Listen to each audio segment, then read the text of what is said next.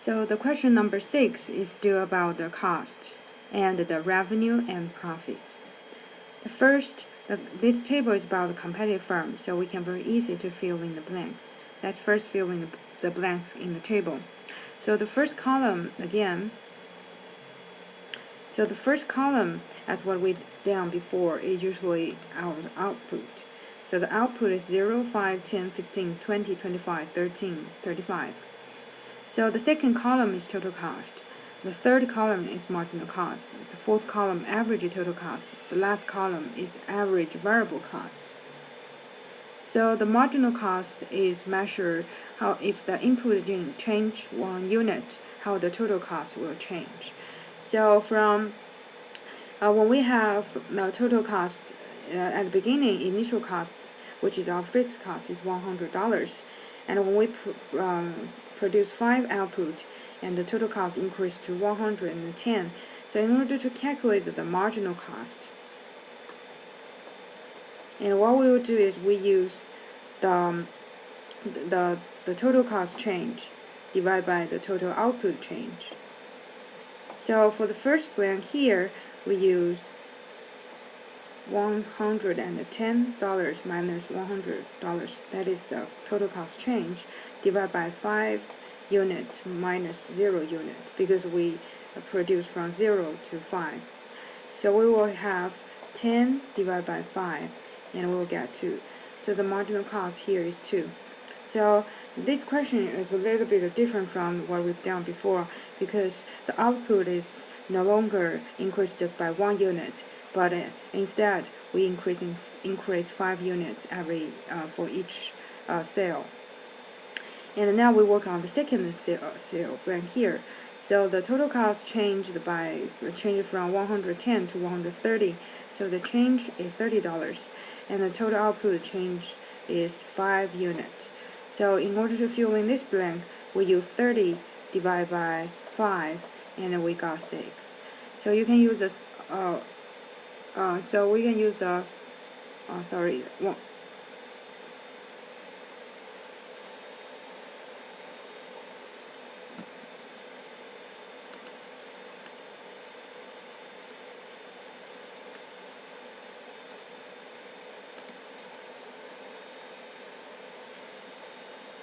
Now we can work on the second sale marginal cost here. So to fill in the second sale, and we need to figure out how much the total cost changed. So the total cost increased from 110 to 130. So the change is equal to 130 minus 110. So we get $20. So the total cost changed to $20. The output changed from 5 increased to 10. So the output change is 5. So in order to fill in the marginal cost, we use $20, the total cost change, divided by 5, the output change. So we get 4. So we use the same method, we can fill in the rest of the blank. So we get 8, and we got 10, 14, and 18. And the last one is, we find the last sale is the total cost change from 380 to 490. So we have 490 minus 380, and we get 110. That is total cost change, and the output only increased by 5. So this blank will be use 110 divided by 5, and we get 22. So it's pretty easy. So now let's work on the fourth column about average total cost. So the average total cost equal to the total cost divided by the total output. So it's more easier. So when we have the 5 output, so the total cost is 110. So we use 110 divided by 5, and we got 22. And the second sale, we have our total output is 130 divided by, we have 10 output, so divided by 10, and we got 13. So we use same method, we can fill in the rest of the blank. So here is 11.33, and here is 11, and the next, when we have 25 output and the cost is 290, we use 290 divided by 25, and we get 100 11.60, and when we have 30 output and we do the calculation, we get 12.67, and the last cell we have 40. So the last column is about average variable cost. So the average variable cost will be calculated by total variable cost divided by the quantity. So the problem is we don't know about our variable cost. However, we can get it pretty easy, because before we learn the fixed cost and the variable cost, we know if we have zero output, if we still pay the cost, pay the money, if we still have the total cost, so the total cost stands for the fixed cost. So the fixed cost never change, even we keep increasing the output. So in the short run, so the total cost is 100. So when we have 5 output, so we can create one more column. It's called the variable cost.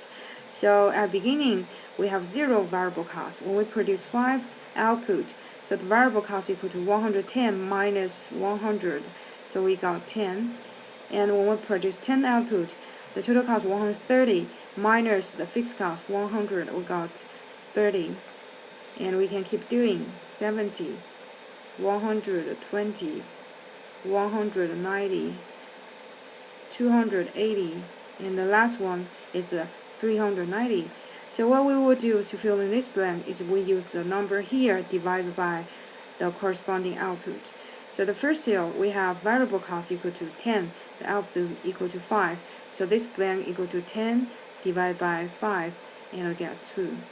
And the second cell we have variable cost equal to 30, output equal to 10.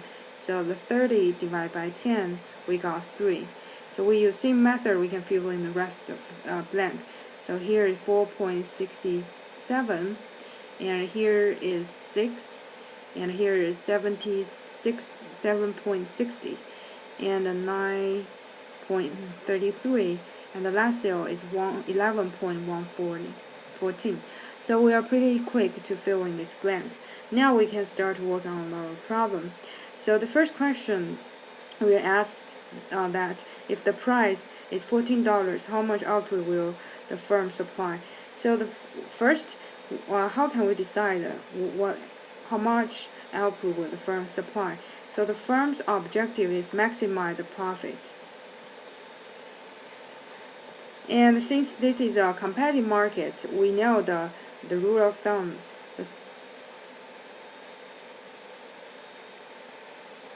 Since this is a competitive market, we know the rule to maximize the profit is the price equal to marginal cost equal to marginal revenue. So since the price is $14, we just go back to look at our table, try to find under what output we have the marginal cost equal to 14. So we can very easy to target it.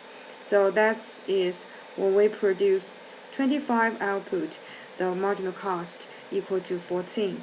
So we have the answer here is 25 units. Let's move to the second part of this question. How much profit or loss will it make? So in order to consider the profit, we need to know the formula to calculate the total of the profit. So the profit equal to the total revenue minus the total cost. And where the total revenue equal to the price times the quantity and minus total cost. So on the table we can figure out the output, the total cost, and based on this question we know the price. So the price is $14. So $14, and it will produce 25 units times 25 and minus total cost. So we need to go back to check our table. So when we have 25 output, the total cost is 290.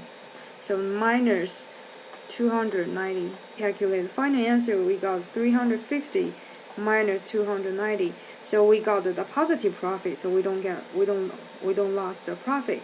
We don't lose the money. So here we got the net gain is $60. So we have the profit increase $60. So the last part of this question is what is shutdown price? So you should remember the shutdown point is when the price is smaller than the minimum average variable cost. So in order to figure out the minimum average variable cost, and we need to look at the last column on the table. So when will we get to the minimum average variable cost?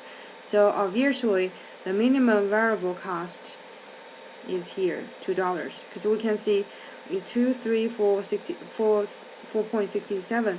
So among this number, $2 is the minimum average variable cost.